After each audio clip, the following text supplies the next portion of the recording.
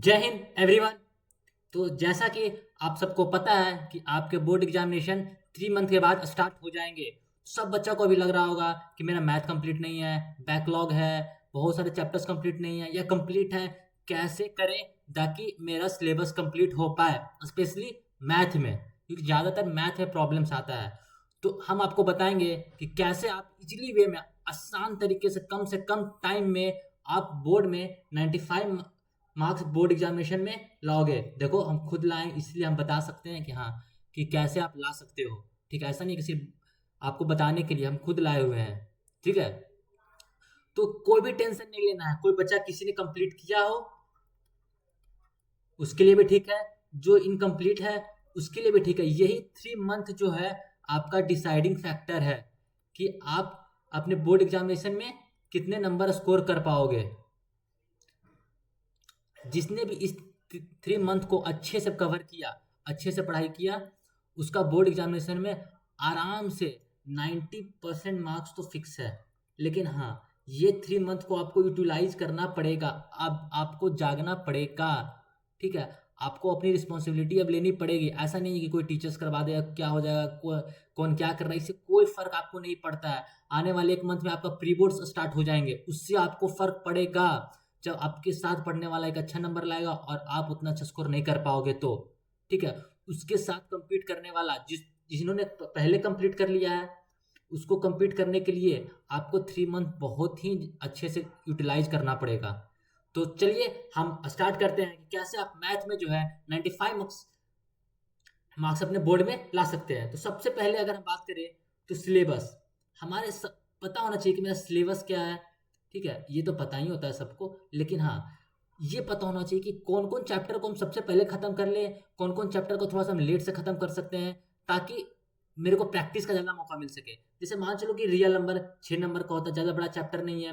Polynomial, pair of linear equation, two variable, ठीक है, quadratic equation, ये सब आपका ज़्यादा बड़ा चैप्टर नहीं है। ठीक है, अगर बड़ा चैप्टर किसी मान सको या जहाँ से क्वेश्चंस आपको बोर्ड में घूम सकते हैं, वो आपका क्या है, ट्रायंगल एक हो गया, ट्रिग्नोमेट्री हो गया ये, ठीक है, सर्कल हो गया, इस पे थोड़ा सा मान लो और यहाँ से थोड़ा थोड़ा मान लो। तो 1 2 3 4 5 6 चैप्टर से जो है आपके क्वेश्चंस घुमा के पूछ सकते हैं। बाकी का आपको कोई भी चैप्टर को उतना लोड लेने की जरूरत नहीं है। आप आराम से अगर करोगे तो कंप्लीट हो जाएगा। मेरे अगर अकॉर्डिंग जैसे हमने प्रिपेयर किया था वैसे आपको हम बता रहे हैं कि देखो, ये जो चैप्टर है real number, polynomial, pair, quadratic equation, arithmetic, ये सब आप ना आराम से 20 डेज में ना कवर कर पाओगे। 20 to 25 डेज में आप ये पूरा चैप्टर कंप्लीट कर पाओगे। ये सब जो चैप्टर्स है, ठीक है, तो ये 25 डेज में कंप्लीट कर पाओगे। तो इससे क्या होगा, एटलीस्ट ये जो 6 चैप्टर है, यहाँ से आपका 30 मार्क्स आता है। और बाकी का जो रिमेनिंग है आपका, वहां से आपका 50 मार्क्स का आता है। रिमेनिंग से आपका क्या होता है, 50 मार्क्स का आता है। तो आगे हम 50 मार्क्स को तो फिक्स कर लेंगे, हाँ, इतना चैप्टर मेरा कंप्लीट है जहां से 50 मार्क्स का क्वेश्चन जो है हमको कंप्लीट हो जाना चाहिए। तो मेरे हिसाब से तो आगे आपको ये सब जो चैप्टर है, छोटा छोटा जो चैप्टर है, वो आपको 20 दिसंबर तक, 1 मंथ में पूरा कंप्लीट कर लो। 20 दिसंबर तक आप पूरा ये छोटा छोटा जो चैप्टर है वो कंप्लीट कर लो। ठीक है, हाँ, तो बोलोगे भैया कंप्लीट कहाँ से करें, तो टेंशन मत लो, ये भी रिसोर्सेस भी बता रहे हैं कहाँ से कंप्लीट कर सकते हैं।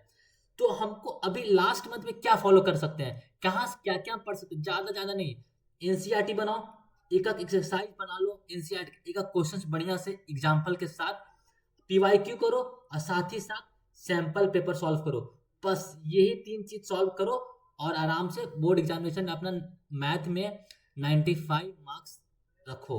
सिर्फ ये 3 चीज के 95 मार्क्स आपके बोर्ड एग्जामिनेशन में आ जाएंगे। देखो, जो छोटा छोटा जो चैप्टर है उसका अगर देखा जाए तो 2 डेज में थ्योरी हो जाएगा और 2 डेज जो है क्वेश्चंस प्रैक्टिस हो गया। ठीक है, तो 4 डेज में आपका एटलीस्ट वन चैप्टर जो है वो कंप्लीट होना चाहिए। 4 डेज में जो है आपका 1 चैप्टर कंप्लीट हो जाना चाहिए क्वेश्चंस के साथ। ठीक है। जिन्होंने नहीं जानता, देखो हमने अपने एक चैप्टर अभी तक हम लोग रियल नंबर ने कंप्लीट कर लिए हैं, ठीक है, बहुत ही बढ़िया अच्छे अच्छे क्वेश्चंस के साथ। और साथ ही साथ है आपको हर एक एनसीईआरटी का क्वेश्चंस भी मेरे आपके यूट्यूब चैनल पर मिल जाएगा, ठीक है। तो आपको टेंशन बिल्कुल भी नहीं लेना, अगर तुम मेरे साथ जुड़े हुए हो तो आपको बोर्ड एग्जामिनेशन में आपको मैथ में तो बिल्कुल प्रॉब्लम नहीं होने देंगे, इसका हम गारंटी लेते हैं आपसे, ठीक है। तो सबसे अगर स्ट्रैटेजी का बात करते हैं, ठीक है, रिसोर्सेज तो आपको पता चल गया, वो चैप्टर पता है तो कैसे पढ़ सकते हैं। आपके पास सिर्फ मैथ ही नहीं है, और ही बहुत सारे सब्जेक्ट है, जैसे साइंस है, एसएसटी है, इंग्लिश है, हिंदी है, कंप्यूटर है, बहुत सारे सब्जेक्ट्स पढ़ने हैं। तो स्ट्रैटेजी मेरा क्या हो सकता है, ठीक है, देखो कुछ भी देखो, लैंग्वेज पेपर यार आप वीकेंड में कर लो, 2 आवर सैटरडे संडे, ठीक है, सैटरडे संडे आप लैंग्वेज पेपर कर लो। आप मैथ को एटलीस्ट पर डे 3 आवर दो, 3 आवर, जिसमें कि 2 आवर आपका प्रैक्टिस होना चाहिए, ठीक है। और 1 आवर का आपका थ्योरी, कोई वीडियो किसी का वीडियो देख, किसी का भी सिर्फ मेरा वीडियो देखना जरूरी नहीं है, किसी का भी आप देख सकते हो। 1 आवर आप अपने वीडियोस पे दो, थ्योरी पे दो, और बस यही आपको 3 मंथ तक फॉलो करना है। और आप देखना आपको पता चल जाएगा कि हाँ मैथ में क्या है। देखो क्योंकि 3 आवर दोगे, अगर 9 आवर का स्ट्रेटेजी आवर करते हो तो साइंस में भी 3 आवर, एसएसटी में भी आपको उतना ही टाइम देना पड़ेगा। सब सब्जेक्ट को आपको इक्वल टाइम देकर चलना पड़ेगा, अगर आपको बोर्ड एग्जामिनेशन में 95% चाहिए तो। Equal time for equal each subject,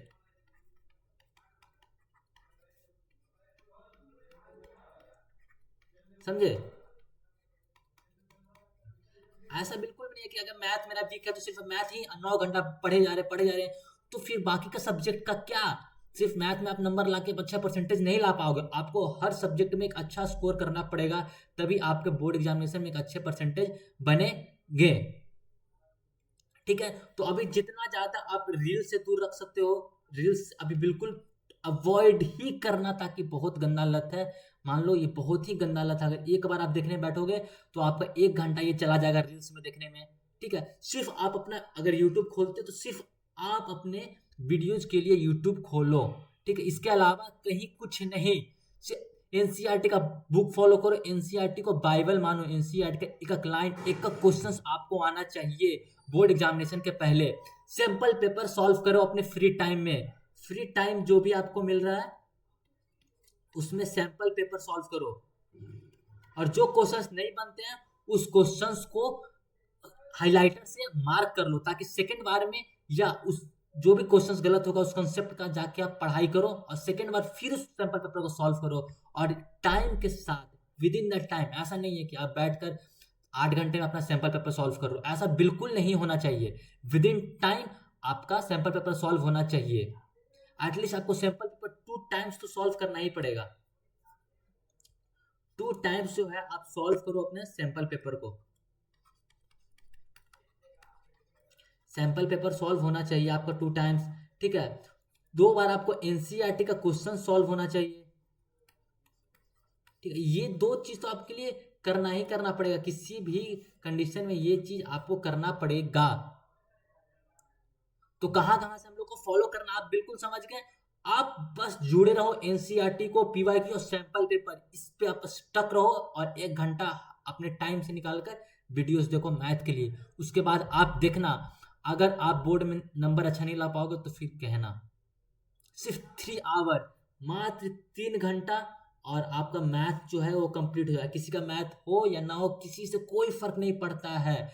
हम लोग अपने हॉस्टल्स में देखे हैं, ठीक है, जिसने दिसंबर से पढ़ाई स्टार्ट किया था, ठीक है, और बोर्ड में 95% प्लस नंबर हम लोग लाते देखे हुए हैं, बिलीव करो। लेकिन ये 3 मंथ जो है आपका बहुत क्रूशियल है, ये 3 मंथ को आप मस्ती माहौल में नहीं डाल सकते हो, जो करना था वो कर चुके हो आप सब, ठीक है।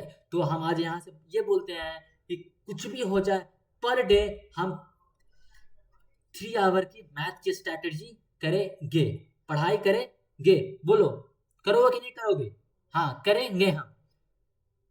तो मिलते हैं हम अपने नेक्स्ट चैप्टर के वीडियो के साथ, तब तक के लिए जय हिंद।